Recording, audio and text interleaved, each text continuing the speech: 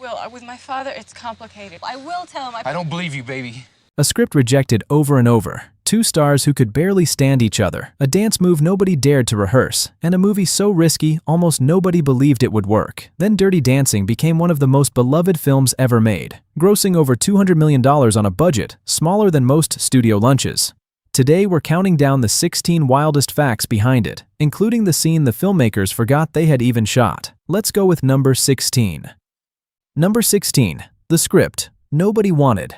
Writer Eleanor Bergstein shopped her screenplay around Hollywood and got rejected 43 times. Every major studio passed. The story, a teenage girl falling for a working-class dance instructor at a Catskills resort, was considered too small, too soft, too unlikely to sell tickets in an era of big-budget action films. It was only the tiny independent studio Vestron, with no track record in major theatrical releases, that finally agreed to make it on a shoestring budget.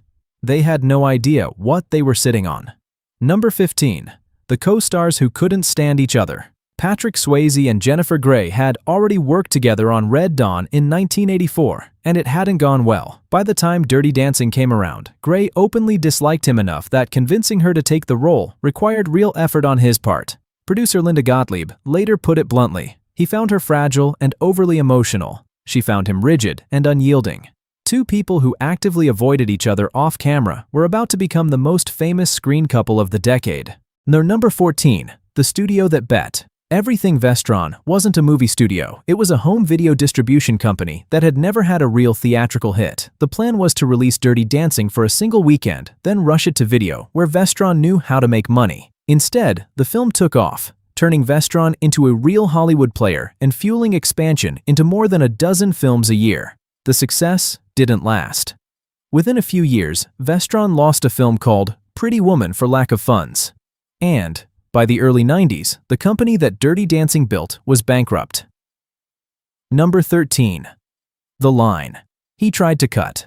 Swayze hated the line and pushed to have it removed entirely. The director made him shoot it as written anyway. Only in the editing room, watching it cut with the final dance, did Swayze understand what the line was actually doing. Not about Baby being placed in a corner, but about everyone who had spent the film trying to keep her small. He delivered it with full conviction, despite hating it on the page. Nobody puts Baby in a corner went on to rank among the most quoted movie lines in American film history. Number 12. No dancing. Swayze nearly turned the role down entirely before filming even began. He'd suffered a serious knee injury years earlier during his Broadway days. An injury so limiting that his own professional resume at the time literally read, "No dancing," in plain text. He took the physically demanding role anyway, against his own better judgment. The injury would resurface more than once during the difficult shoot. Number 11. The screen test that saved the film. As filming progressed, the tension between Grey and Swayze got worse, not better. Production staff grew genuinely worried it would sabotage the love scenes everyone was depending on, so director Emile Ardolino and writer Eleanor Bergstein sat the two actors down and made them re-watch their own original screen test, the one where the chemistry between them had been completely undeniable. It worked. They returned to set with renewed energy, even if the off-screen friction never fully disappeared for the rest of the shoot. Number 10. Painting the leaves. Green Dirty Dancing is set entirely during the summer of 1963. Filming actually ran on into autumn, and the New York trees had already started visibly turning orange and brown around the production. The solution the crew landed on: people went out with ordinary spray cans and painted the autumn leaves green again, tree by tree and scene by scene, to fake a summer that had technically already ended weeks earlier.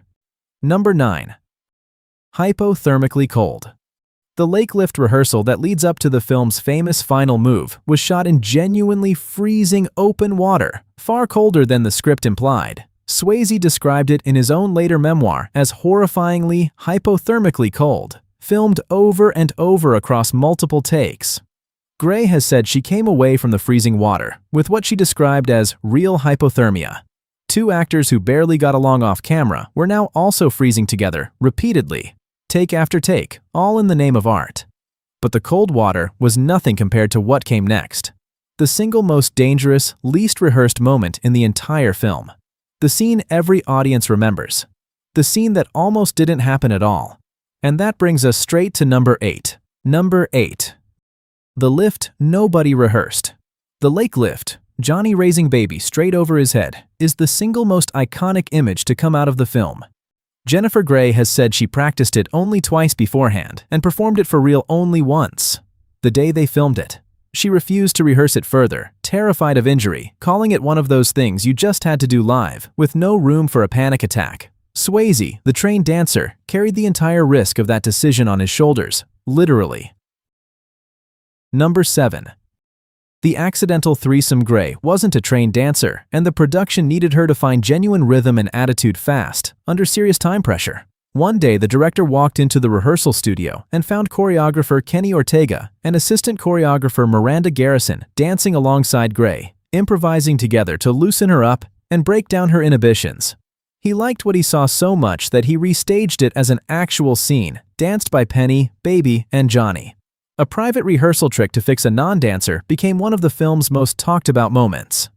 Number 6. The song. Written for a different movie. She's Like the Wind, the ballad Swayze co-wrote and performed, wasn't actually written for Dirty Dancing at all. He originally wrote it years earlier, hoping it would land, in his 1984 film Grandview, USA. It didn't make the cut there. He tried placing it in another project the following year. It also got passed over. By the time Dirty Dancing came along, the song finally found the film it belonged in. Number 5.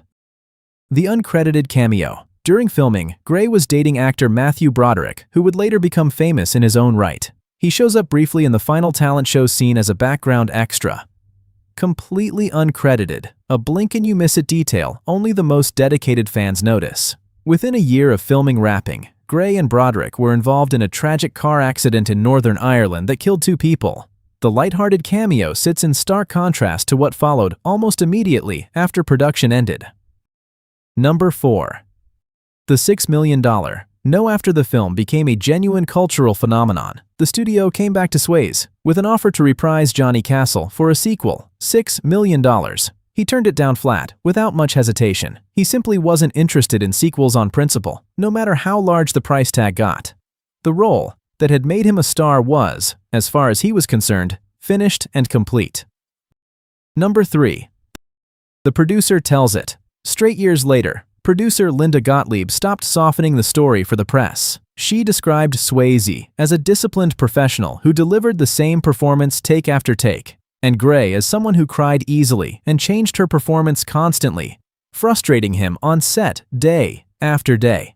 Choreographer Kenny Ortega saw the same dynamic completely differently. He said the friction between them was unexplainable, that some days it looked like conflict and some days it looked unmistakably like love, and that the two of them together were simply human fireworks. Number 2. The scene they forgot they filmed. During one take, Swayze trailed his fingers down Grey's arm, and she burst out laughing for real, genuinely ticklish and not expecting it. His irritation in response was just as real. They reshot the scene properly afterward, and that became the version everyone assumed had made the final cut. Months later, the film's editor stumbled across the original unscripted footage and realized nobody remembered filming it.